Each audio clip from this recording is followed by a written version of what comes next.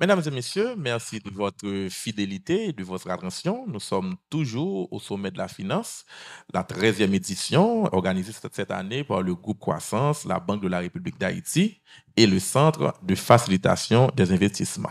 Nous émettons depuis l'hôtel Marriott et vous nous suivez à partir de Profine TV ou à partir de la plateforme haïti-sommetfinance.com et sur tous les réseaux sociaux grâce à un concours de partenaires. Nous en sommes à la deuxième partie de notre agenda. Cette partie qui est consacrée à un ensemble de présentations et pour bien entamer cette seconde partie, j'ai avec moi la directrice générale du Centre de facilitation des investissements, Madame Fatima Prophète, avec qui on va voir ensemble, elle va nous présenter le plan stratégique du CFI 2023-2027. Madame Fatima, rebonjour. Bonjour, Monsieur Saint-Prime. Et au prime abord, je vous dirais que le plan stratégique 2023-2027, élaboré par le Centre de facilitation des investissements, a eu un ensemble d'analyses, de préambules, je dirais, qui nous ont porté à réaliser ce plan stratégique. Comme point de départ, je vous dirais qu'on a eu un diagnostic organisationnel du CFI, ensuite un diagnostic stratégique ou du moins de la stratégie IDE qui a été élaborée par le CFI, et une autre activité que je dirais qui a été vraiment fondamentale dans l'orientation, dans le choix des orientations du plan stratégique, c'est le benchmark concurrentiel qui a été réalisé sur la région avec 9 pays de la région, notamment et la République dominicaine, Jamaïque, Guyane et les autres. À travers ce benchmark, on a pu voir quels sont les types d'attractions et par région, les secteurs et aussi les branches d'activité qui sont les plus porteurs. Donc, ce benchmark a été vraiment un point déterminant et aussi le diagnostic stratégique. Je vous dirais aussi qu'on a eu à regarder le plan stratégique de développement national, le PSDH, qui trace le cheminement de développement sur le long terme. Et un dernier document qu'on a eu comme référence, c'est également la note d'orientation du ministère du Commerce et de l'Industrie. C'est pour vous dire, c'est à travers tout ce cadrage qu'on a pu identifier un ensemble d'enjeux, ceux qui nous ont permis de vraiment formaliser les orientations et définir l'objectif principal de ce plan stratégique sur le moyen terme pour 2023-2027. Donc, ce matin, le document complet sera disponible et ce matin, je ne vais vous présenter que les grandes lignes d'orientation de ce plan. Donc, comme je vous dis, tout ce travail, toutes ces analyses nous ont permis de formaliser l'objectif, de définir l'objectif global du plan. Ce qui nous a amené à formuler l'objectif principal comme transformer Haïti en un pôle d'attraction incontournable pour les investisseurs internationaux, les IDE, solidement connecté à l'économie mondiale à travers la structuration et l'animation de l'écosystème des affaires. Comme vous pouvez le voir, il y a un ensemble d'éléments que nous trouvons dans la formulation de cet objectif. Mais il y a aussi des valeurs que nous voulons, qui devront dominer, qui devront vraiment diriger les actions au niveau du plan stratégique. Ce plan stratégique porte sur des valeurs fortes, que je pourrais dire comme l'accessibilité, où le CFI devrait se tenir accessible au potentiel aux investisseurs. Deuxièmement, toute une disponibilité, ce qui veut dire avec des ressources humaines vraiment bien formées. Et le troisième point, la troisième valeur que nous voulons porter à travers le plan stratégique, c'est la transparence. Voilà les trois valeurs qui vont guider ce plan stratégique de moyen terme. Il y a aussi la formulation des services du CFI. L'Invest Haiti. L'expérience que nous avions eue, notamment et au niveau de la Caraïbe, comme je vous dis, ce benchmark que nous avons réalisé, a permis de comprendre qu'il y a un branding commercial que nous devons renforcer, notamment en mettant en vigueur cette attractivité pour l'investissement et de renforcer à Haïti avec Invest Haïti, investir en Haïti. Donc, le CFI veut être l'acteur de référence pour accompagnement des entrepreneurs locaux et étrangers dans leurs investissements en Haïti et leur offrir des services sur mesure de qualité pour ajuster leurs projets et leurs plans d'affaires autour de l'écosystème haïtien et accompagner la croissance de leurs entreprises. Le CFI souhaite être la clé du succès de vos projets par l'accompagnement et par toute cette démarche et pour vous porter à vraiment matérialiser vos idées, les idées de projet. Il y a eu également un ensemble d'indicateurs qui ont été formulés, identifiés pour la mise en œuvre de ce plan stratégique. Ce sont ces 6 indicateurs-là que nous avons, notamment le nombre de projets IDE implantés avec l'accompagnement du CFI, un indice de qualité des projets qui sont implantés parce qu'on souhaite avoir des investissements de qualité pour permettre de répondre à certaines préoccupations, pour répondre à un besoin, pour permettre d'avoir un revenu et de l'emploi, un emploi décent. Et aussi, il y a la question, comme indicateur, c'est le taux de satisfaction des clients. Comme vous le savez, ce sont également des indicateurs qui peuvent nous permettre de voir comment nous avons avancé, ce que nous devons aussi corriger. Un 4e indicateur, c'est le nombre d'emplois générés par ces projets. Parce que qu'est-ce que nous recherchons? Quelle est la finalité? C'est la création d'emplois. La finalité, c'est la réduction de la pauvreté. Et aussi, c'est créer des conditions stimulées pour cette transformation structurelle que nous recherchons. Et l'autre indicateur, le 5e, c'est cette valeur ajoutée que le CFI pourrait permettre pour sa contribution à l'accroissement de notre production nationale et à travers différentes branches d'activité. Et un 6e indicateur, le nombre de projets d'investissement local accompagnés par le CFI. Donc, vous avez vu, nous n'avons qu'environ 6 indicateurs. Par exemple, pour un bon suivi et vraiment pour mieux suivre les résultats, c'est pas obligatoire d'avoir une panoplie d'indicateurs. L'essentiel, c'est d'avoir des indicateurs ciblés qui peuvent vraiment nous permettre de suivre l'évolution, suivre la trajectoire sur laquelle nous nous trouvons.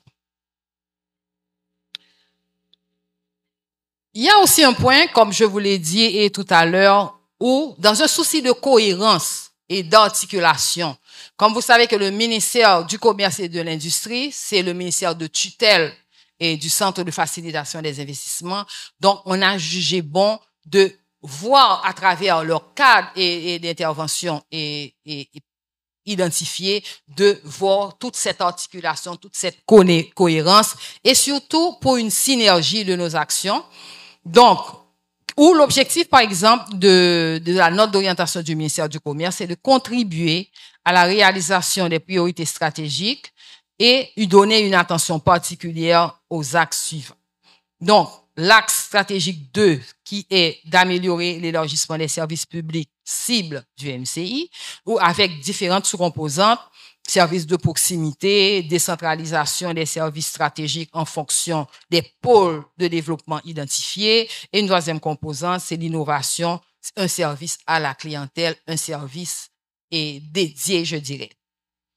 Et l'axe 3 stratégique, c'est une dynamisation des efforts d'incitation à l'investissement privé avec 2 sous-composantes, l'amélioration du cadre légal et réglementaire.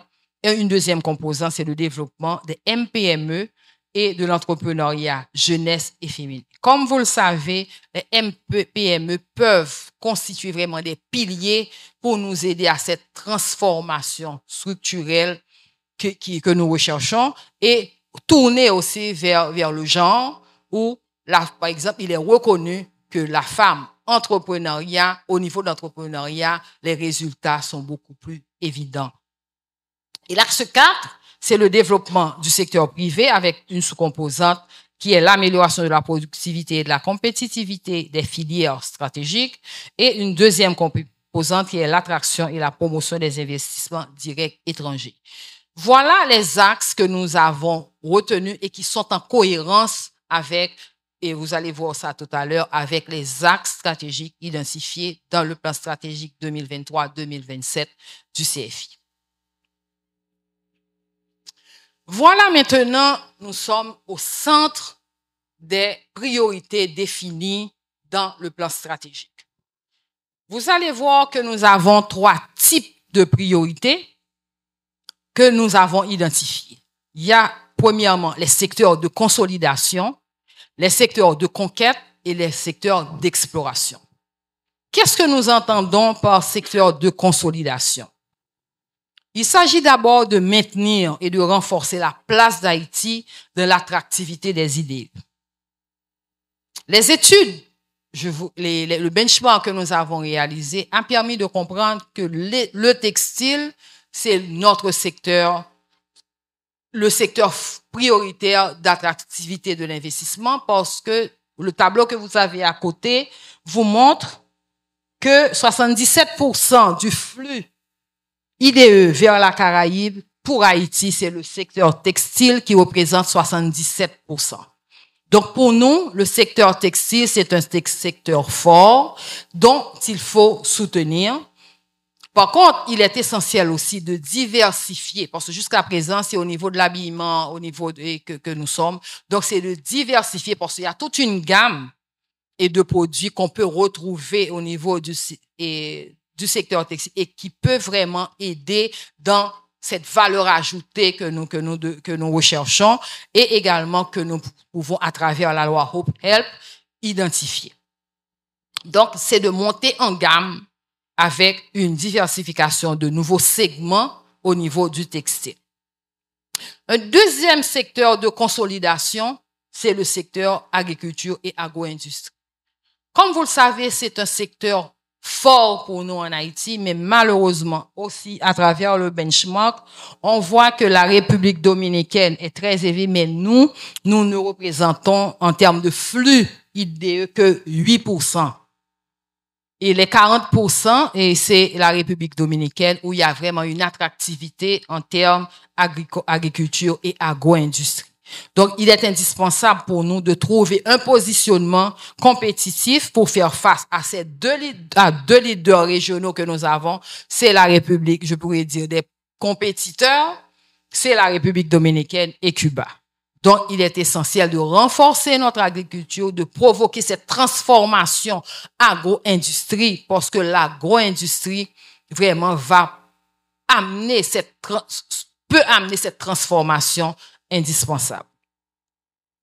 Un troisième secteur de consolidation, c'est le secteur touriste. En effet, le tourisme a constitué pendant un certain temps un secteur porteur et assez fort.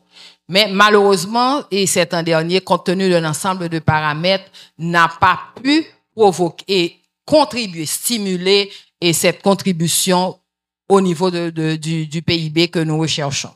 Donc, il est indispensable de conforter le secteur tourisme, bien sûr, avec des paramètres et connexes pour nous permettre de conforter cette place de leader que nous avions eue à un certain moment au niveau de la Caraïbe.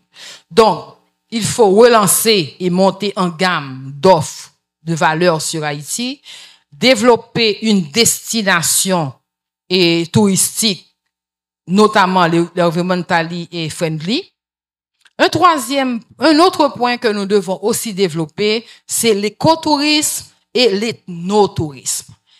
Parce que l'écotourisme qui rentre dans cette dimension avec notre filière, la dimension 3 du développement durable concernant l'environnement, nous avons un potentiel également très fort à travers le secteur tourisme qu'on peut développer.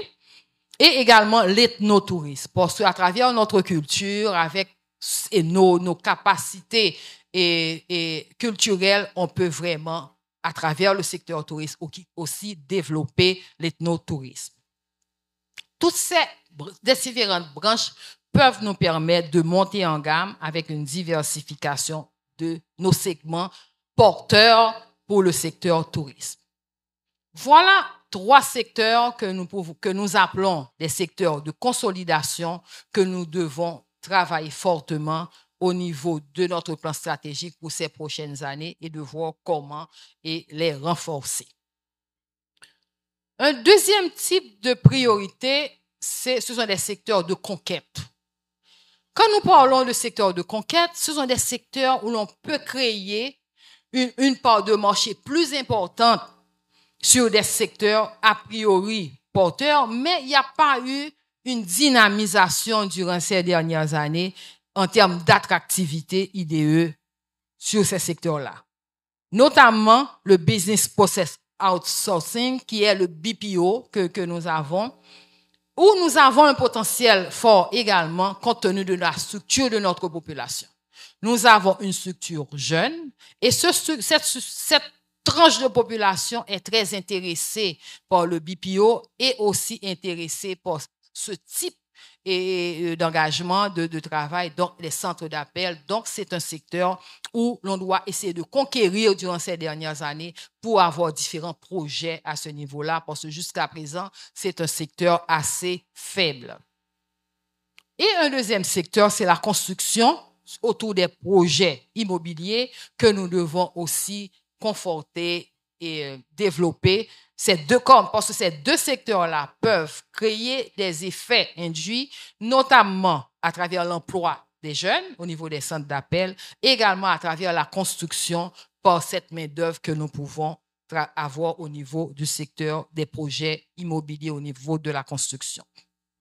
Ça, c'est le deuxième groupe de secteurs prioritaires que nous devons aller à la conquête, que nous devons rechercher des projets autour de ces 2 secteurs-là. Le troisième groupe de secteurs prioritaires, je dirais, c'est le secteur des secteurs d'exploration que nous devons aller voir. Nous connaissons nos potentiels, mais nous devons aller voir vers ces secteurs-là comment les développer. Le premier secteur que nous avons en termes de secteur d'exploration, c'est l'énergie renouvelable. Et comme vous le savez, au niveau de l'énergie renouvelable, il y a plusieurs types d'énergie renouvelable que nous avons ici en Haïti. Il y a l'énergie solaire, il y a le biomasse, il y a surtout le nord-ouest, il y a l'énergie éolienne. Donc, autant de champs au niveau de l'énergie renouvelable que nous pouvons explorer et on pourrait dire en priorité en particulier l'énergie solaire. Parce que comme j'aime souvent le dire, nous avons du soleil. Sur les 365 jours, on pourrait dire que nous avons du soleil sur 360 jours. C'est exceptionnellement des périodes de problèmes climatiques où on peut passer peut-être 2 journées ou 3 sans soleil. Donc, il y a un fort potentiel autour de l'énergie solaire. Il y a le sous-secteur connectique et assemblage de composantes électroniques. Quand je parle aussi de secteur de consolidation à travers le textile, on pourrait voir aussi cette composante assemblage et qu'on pourrait vraiment explorer et cette connectivité qu'on pourrait faire. Parce que on a remarqué aussi au niveau du benchmark que ce secteur textile, les IDE viennent en majorité au niveau de l'Asie. Il y a la Corée, il y a Taïwan, et sachant que ces secteurs-là sont aussi forts au niveau de ces régions-là, donc cette composante électronique que nous recherchons, on pourrait vraiment le voir à ce niveau-là. Il y a aussi la pêche et l'aquaculture avec tout notre littoral, avec toutes les possibilités que nous avons de construction et de l'aquaculture comme un secteur vraiment où je dirais aussi qu'on a un fort potentiel qu'on pourrait aussi développer. Et la quatrième dimension, c'est le port et sa connectivité avec la région, le marché nord-américain, dont on pourrait, en termes de transport maritime, de cabotage, de ferry, vraiment on a tout un potentiel autour de ce sous-secteur-là. Et on ne doit pas oublier l'économie bleue. L'économie bleue, nous avons aussi un fort potentiel et au niveau de notre littoral, au niveau de notre disponibilité et à ce niveau-là qu'on pourrait également développer. Donc, voilà 3 types de priorités que nous avons identifiées au niveau du plan stratégique et où nous allons travailler fort autour de ces secteurs-là. Ce sont les secteurs 2 que nous avons déjà, des secteurs de conquête, des secteurs d'exploration et des secteurs où que nous devons consolider. Pour tout ce travail, il y a 5 grands axes stratégiques qui ont été identifiés pour nous permettre de mieux orienter nos travaux. Il y a l'axe 1 qui concerne le développement et structuration de l'offre d'Haïti aux investisseurs. Jusqu'à présent, et les informations pour nous permettre d'aller vers cette attractivité, d'aller vers cette promotion d'Haïti sur les marchés, et n'a pas été vraiment construit, bien structuré. Donc, on doit mettre en valeur les atouts et le potentiel d'Haïti, notamment à travers la loi Hope Help, le foncier que nous disposons pour nous permettre d'avoir des espaces pour les investisseurs. Et aussi, une dimension importante, ce sont les ressources humaines, c'est le renforcement des capacités humaines. N'oubliez pas que je vous dis que nous avons une tranche de population très jeune. L'âge médian qui a été retenu, et à partir de certaines informations statistiques de l'IHSI, on sera à 24 ans en 2025. Donc, 24 ans, 25 ans où l'offre d'emploi, cette capacité pour cette population économiquement active, elle est vraiment très active. Donc, il faut structurer l'offre des services à l'investisseur sur le format PEC Initiative, c'est-à-dire avoir un package où l'on peut offrir aux investisseurs à partir d'études qui seront réalisées. Et développer aussi un catalogue d'opportunités pour permettre aux investisseurs de vraiment avoir leur potentiel et leur permettre vraiment d'identifier comment s'orienter. Donc voilà, on pourra développer un catalogue d'opportunités d'investissement local qui sera présenté aux investisseurs en fonction des investisseurs étrangers et aussi des investisseurs locaux. Voilà ce que nous avons identifié au niveau de l'axe stratégique 1. Concernant l'axe stratégique 2, c'est le branding d'Haïti et l'image pays. Je crois au début, je vous ai parlé de ce branding-là, de cette construction de l'image d'Haïti, ce nouveau regard que nous devons construire pour Haïti, parce qu'il nous faut construire ce nouveau regard sur Haïti, parce que nous avons des potentiels extraordinaires. Donc, généraliser l'appropriation et l'usage de toutes les marques, c'est pour ça que nous voulons développer la dimension Invest Haïti, qui sera pour nous notre branding, sans oublier l'image d'Haïti que nous avons eue durant ces dernières années, Haïti, une terre, une âme. Le troisième axe stratégique, c'est d'élaborer une stratégie de prospection ciblée IDE. Et je crois que nous l'avions dit, et le Premier ministre aussi en a parlé, c'est d'avoir une stratégie de prospection plus active, plus agressive, plus dynamique. C'est de développer une pratique de prospection IDE au standard international. Et aussi de mettre en place une démarche de scoring pour identifier les projets en fonction de notre intérêt. Parce qu'il y a lieu de savoir quels sont nos intérêts, quelles sont nos priorités et ce que nous avons besoin, ce que nous voulons faire. Qu'est-ce que notre potentiel peut nous amener à faire? Et engager tout un programme de prospection ciblé sur les secteurs prioritaires que nous vous avons présenté tout à l'heure. Donc, à partir de là, l'objectif final, c'est d'identifier 20 projets IDE qui seront implantés à la fin de la mise en œuvre de ce plan stratégique, c'est-à-dire d'ici 2027. L'axe 4, c'est concernant un outil qui est vraiment très, très important qu'on doit mettre au service des investisseurs, c'est le guichet unique. Je dois reconnaître que c'est ça. Ça fait un temps qu'on devait mettre en place cet outil-là au service des investisseurs pour réduire le temps et pour l'implantation d'un investissement en Haïti. Donc, nous travaillons sur le cadre institutionnel de création du GUI. Nous voulons mettre en place au sein du ce GUI sera mis en place et en partenariat avec toutes les institutions. Parce que, comme vous le savez, la logique du guichet unique d'investissement va engager un ensemble d'institutions qui se retrouveront sur toute la chaîne et qui nous aidera vraiment à faciliter les investisseurs dans leur démarche d'implémentation de leurs entreprises. Et un troisième point de cet axe, c'est de développer une pratique opérationnelle en phase un vecteur reconnu et apprécié des entreprises pour l'amélioration du climat des affaires. Parce qu'il est essentiel aussi que nous développons une pratique pour permettre aux investisseurs de bénéficier d'un climat propice et favorable. Pour l'axe 5, et je dirais c'est le point fort de ce plan stratégique, c'est la structuration de hubs de services régionaux intégrés à travers les directions régionales du CFI.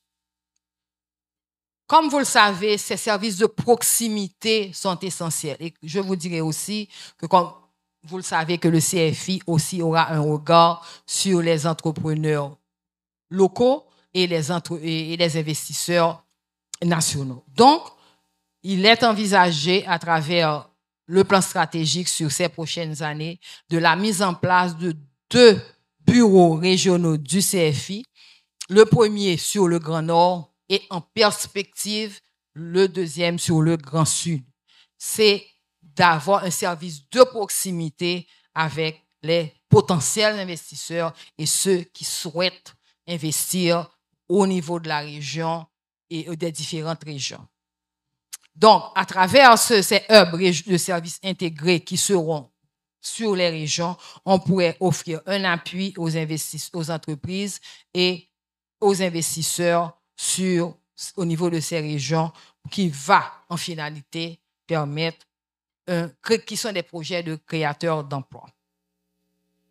Voilà les 5 axes stratégiques qui ont été identifiés au niveau du plan stratégique 2023-2027 du CFI. Par contre, il y a un ensemble d'activités qui conditionnent, je pourrais dire, le succès non seulement des secteurs prioritaires qui ont été identifiés, mais aussi des axes stratégiques qui ont été définis. Comme vous le savez, il y a les investisseurs, oui, mais il y a un service aftercare qui doit contribuer non seulement à l'accompagnement et des investisseurs au niveau du territoire, mais également à leur rétention. C'est vrai, il y a l'attractivité, le faire venir, mais aussi il y a la capacité de rétention, de les accompagner, de les soutenir dans leur démarche et peut-être même par rapport à certains problèmes leur permettre de les résoudre. Un deuxième point de succès, je pourrais dire, c'est le développement de la veille économique. Comme vous le savez, la veille économique est fondamentale pour l'attraction de l'investissement, pour aller à la recherche de l'investissement. Parce que la veille, par exemple, actuellement, dans cette logique de délocalisation, de restructuration au niveau mondial, de relocalisation des investisseurs, la veille économique peut nous permettre de rechercher des points qui nous permettraient de capter de nouveaux investisseurs. Il y a aussi la mission de plaidoyer que nous devons faire, notamment pour la question du climat des affaires, où des propositions pourraient être faites pour permettre non seulement au niveau des incitatifs, mais créer des conditions meilleures pour les investisseurs. Il y a une autre activité de succès, je dirais, c'est le partenariat vers les réseaux diplomatiques haïtiens et étrangers pour une coopération renforcée sur la promotion des IDE. Là, c'est aussi une activité importante pour le CFI, c'est d'aller vers les réseaux diplomatiques, les ambassades d'Haïti à l'étranger, où nous pourrons vraiment voir les investisseurs potentiels qu'ils peuvent vraiment les rencontrer et permettre de venir et voir que Haïti peut les offrir. Donc ça, c'est une activité particulièrement importante pour le CFI. Il y a aussi se tourner vers la diaspora qui pourrait également, à travers les communautés structurées et de la diaspora, nous faire bénéficier de projets compte tenu de leur disponibilité, compte tenu des différentes initiatives qui sont prises. Et aussi, il y a comme activité de succès, c'est la relance du site et web du CFI, également la refonte de cet outil que je pourrais dire qui est service client, je pourrais dire, qui permet une gestion dynamique de la relation entre les entreprises et le client. Je veux parler des investisseurs potentiels et des investisseurs qui se sont déjà établis. Voilà globalement les grandes lignes du plan stratégique du Centre de facilitation pour ces 5 prochaines années, 2023-2027. Et ce document sera sur le site du CFI et pour une consultation. Je vous remercie de votre attention.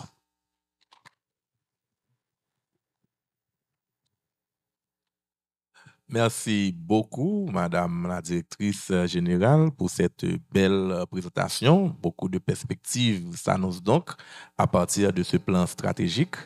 Nous avons un public qui a été très attentif, donc un public composé principalement d'étudiants issus de différents centres universitaires du pays.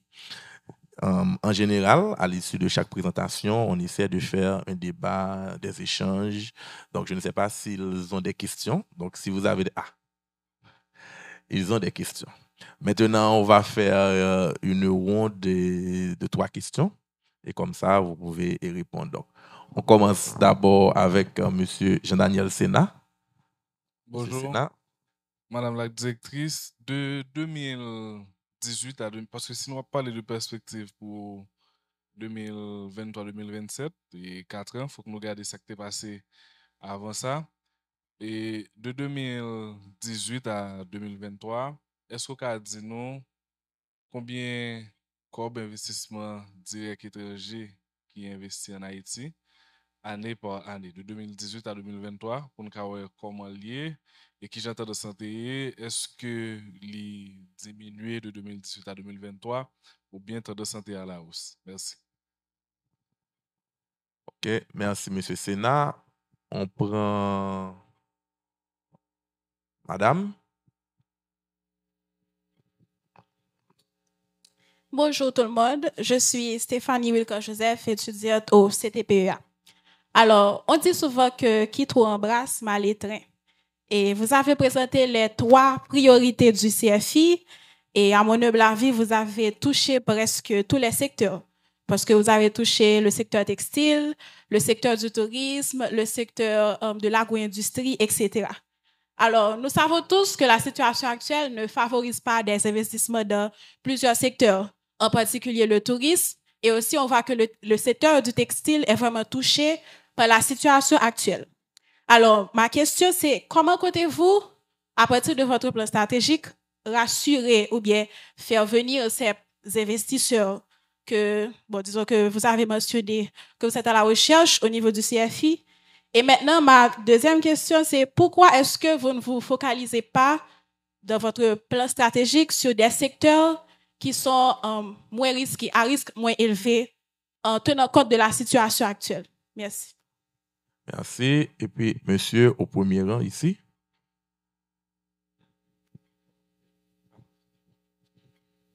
Oui, allez-y. Bonjour à tous. Je suis Milforson Midi, étudiant à l'École nationale supérieure de technologie, UNST. Tout d'abord, madame, je voudrais vous remercier pour votre présentation qui a été extrêmement enrichissante en ce qui a trait à la vision stratégique de la CFI pour les 4 prochaines années. Mais tout au long de votre exposé, il y a un élément qui m'a chiffonné. Le secteur du textile est considéré comme l'un des secteurs les plus polluants pour l'environnement. Et cependant, on peut remarquer qu'il est l'un des segments que vous comptez renforcer dans le but de maintenir Haïti en position de leader dans la Caraïbe. Donc, j'aimerais savoir comment est-ce que la CFI s'aligne-t-elle avec le thème de ce sommet qui est l'éco-développement, le financement de l'éco-développement, économie et écologie. Merci. OK, d'accord. Merci pour les questions. Donc, vous pouvez apporter des réponses. Pour la première question, pour le moment, tout en sachant que l'investissement direct étranger a baissé durant ces dernières années, et donc je n'ai pas de chiffres en tête là pour le moment, mais je vous dirais que la tendance c'est que les investissements ont baissé durant ces dernières années. Par rapport à la question de madame qui trop embrasse mal les trains, vous avez bien pu voir que nous avons identifié quel comportement à avoir avec chaque type de secteur. Il y a les secteurs de consolidation, il y a les secteurs de conquête et il y a les secteurs d'exploration. En termes de secteurs de consolidation, ce sont des secteurs sur lesquels le pays est déjà engagé. C'est maintenant, c'est de voir comment avoir de meilleurs résultats au niveau de ces secteurs-là. L'agro-industrie, cette transformation, quand on parle de l'agro-industrie, c'est cette transformation du secteur agricole et qui va créer un ensemble dans une logique de chaîne de valeur où l'on va créer un ensemble d'étapes et qui va avoir l'impact recherché, c'est-à-dire création de richesse, création d'emplois. Et le secteur tourisme, qui est le troisième secteur de consolidation, parce que ce sont des secteurs sur lesquels nous avons déjà un potentiel, c'est de les renforcer, c'est de voir comment on peut vraiment créer les conditions pour stimuler ce secteur-là, le secteur tourisme, et dans toute sa chaîne, dans toutes les dimensions, l'hôtellerie, l'éco, comme je dis, l'écotourisme et tout ce qu'on pourrait voir sur ce secteur. L'autre élément, ce sont les secteurs de conquête, c'est-à-dire d'aller voir ce qu'on peut faire au niveau de ces secteurs-là, compte tenu du potentiel que nous savons que nous avons déjà. La structure de population, la structure démographique et la velléité des initiatives autour de une tranche de population, la construction, le secteur immobilier, donc ce sont des secteurs où nous pouvons accroître nos champs qui va contribuer à cette récupération pour notre économie. La troisième type de secteur ce sont les secteurs d'exploration. Et comme vous le savez, l'énergie renouvelable, c'est un sous-secteur et porteur dont on pourrait aller voir, connaissant nos potentiels, on pourrait aller voir comment aller vers ce secteur-là, tout en sachant le coût élevé des infrastructures en termes d'énergie et solaire, mais nous pouvons aller voir ce que nous pouvons faire et à ce niveau-là, même aussi en termes de connectivité, en termes de tout ce que nous avons prévu en termes de secteur d'exploration.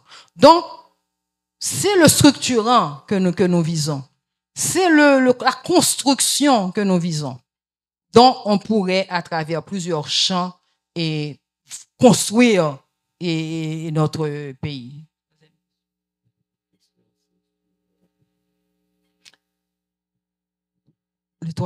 La troisième question, s'il vous plaît. La troisième question. Le secteur textile qui est polluant, comment est-ce qu'il est en accord avec Oui, c'est vrai. Donc, vous allez voir, au niveau de la journée, je crois qu'il y aura une intervention qui va montrer qu'il y a des stratégies pour faire face à ce problème de podium. Et il y a deux interventions qui va vous éclairer là-dessus. Il y a toute la dimension au niveau du parc industriel de Caracol. Il y aura une présentation là-dessus qui va vous montrer les stratégies qui ont été faites pour réduire ces effets négatifs sur l'environnement qui concernent le secteur textile. Donc, on prend une deuxième ronde de questions. Il y a monsieur devant. Bonjour. Deji Richter Sineus, étudiant en économie finissant, faculté de droit et sciences économiques de l'Université de l'État. Madame, moi félicite vous pour l'intervention là. Même il y a deux questions que je voulais poser vous. Première question, maintenant, nous comprenons très bien le plan stratégique 2023-2027. Merci. Mais comme étudiant en économie, moi, je connais que l'avenir est incertain. Est-ce que CFI, il y a une structure qui mettait en place, mais pendant une période de temps, ça, surtout nous connaissons en Haïti, Jean Bagay connaît.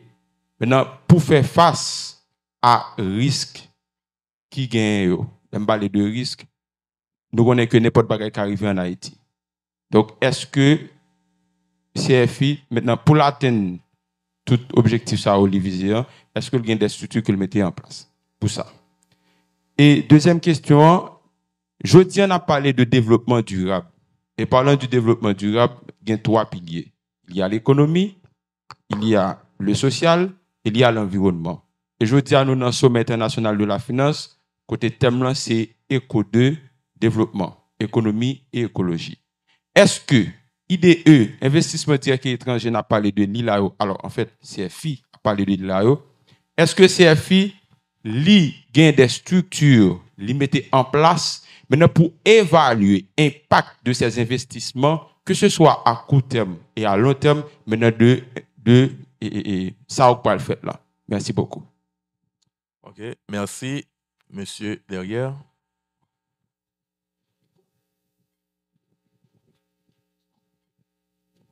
Bonjour et merci Madame Prophète pour votre intervention. Donc, ma question, bon, d'abord, je suis Sébastien Sayon, étudiant finissant à l'ENST. Donc, ma question, c'est, pour promouvoir et faciliter les investissements, pourquoi CFI ne fait pas des PME existantes déjà sur le marché une priorité pour canaliser ces nouveaux investissements-là? Et pourquoi CFI ne fait pas une inclusion des jeunes entrepreneurs pour encadrer l'environnement et aussi permettre au pays de connaître un développement durable, surtout en écologie? Ça fait deux. OK, monsieur avec le t-shirt rouge.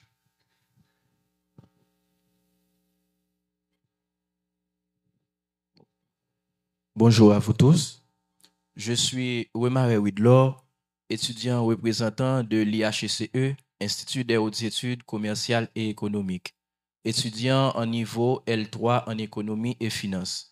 Madame Prophète, je vous remercie pour votre exposé qui a été de taille et à la hauteur.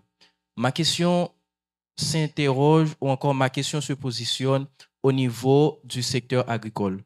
Vous avez présenté le secteur agricole comme étant, je pourrais dire, un secteur de consolidation.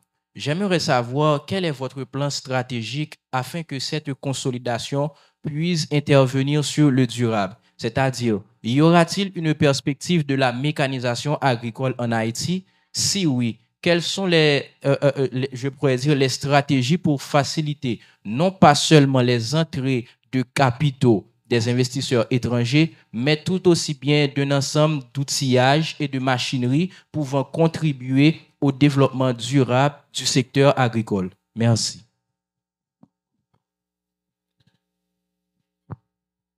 Je vais revenir sur la question de monsieur pour vous dire que le CFI est une structure pour la promotion de l'investissement dans le développement de ces différentes chaînes. Cependant, le CFI ne fonctionne pas à l'isolement. C'est pour ça qu'au début de ma présentation, je vous ai fait comprendre toute la panoplie de travaux qui ont été réalisés pour faire le choix, pour orienter notre plan stratégique. Il y a eu le benchmark sur les régions, il y a eu la consultation du plan stratégique sur le long terme qui existe en Haïti, le PSDH. Il y a les orientations du ministère du Commerce et de l'Industrie. Donc, c'est pour vous dire, il y a une logique d'articulation qui a été faite et le CFI, dans sa dynamique, consulte toutes les institutions qui ont des compétences spécifiques pour réaliser ce travail. Et je continue aussi vers la question de monsieur sur le secteur agricole où on peut, au niveau des politiques sectorielles, on pourra identifier, cibler, mais n'oublie pas que c'est l'investissement qui concerne. Mais la politique en tant que telle, il y a le secteur agricole qui peut construire, monter sa politique et les différentes composantes de cette politique agricole, cette politique de mécanisation que vous parlez, parce qu'effectivement, c'est une dimension à tenir compte parce que l'ancien modèle n'est plus demain, c'est un nouveau modèle mécanisé qui serait prioritaire. Est-ce qu'il y a un volet que je n'ai pas répondu? La capacité, est-ce que l'institution a la capacité? Et là, ça rejoint ma réponse parce que l'institution, il y a un travail spécifique à partir de sa mission, ses attributions, son mandat, et les autres institutions qui peuvent répondre à leurs activités spécifiques. Précisez. OK. Second volet question là, c'était, je dis nous, à l'ère du développement durable. Côté que depuis qu'on a parlé de développement durable, maintenant il y a 3 piliers. Il y a l'économie, il y a le social et il y a l'environnement. Et dans le sommet international de la finance, je ne sais pas maintenant, il y a traité le thème éco-2, éco-2 développement, économie et écologie. Moi, je me demande, est-ce que certes, CFI a voulu pour gagner investissement direct et étranger? Est-ce que il y a une structure qui mettait en place pour garder, encore pour évaluer l'impact, que ce soit à court terme ou à long terme, investissement direct étranger, ça va le gain sur soit environnement payant, social payant et économie payant. C'est ça, me dit. Merci beaucoup. Définitivement, toute étude, ça a toujours, à la fin, gagner une évaluation qui fait. Parce que ça, c'est la fin de tout travail. Gagner un plan d'opération, comment opérationnaliser le fait activité, mais quand même, à la fin de la journée, il faut qu'on évalue. Et l'évaluation, connaît plusieurs dimensions. Et dans la dimension et développement durable, là, qui gagne 3, économique, social et environnemental, qui sont des secteurs, des dimensions très liées. Donc, c'est sûr que l'évaluation, ça, les doit by résultat au niveau économique. Est-ce que nous récupération que nous besoin, est-ce que nous faisons?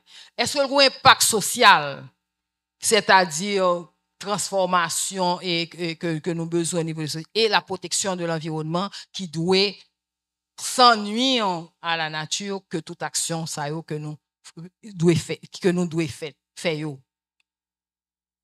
Donc, interrelier toutes les 3 dimensions et évaluation en doit faire pour nous connaître côté avancé, côté n'aller et au niveau du plan stratégique et nous viser à gagner des plans d'opération et à gagner des rapports tout sur avancé comment les fait qui résultat que nous gagnons que nous t'ai parlé de certains indicateurs qui spécifiques à CFI mais que nous doit joindre des indicateurs sur les résultats non seulement en termes de performance mais de résultats économiques tout que nous devons gagner à partir d'actions qui fait tout.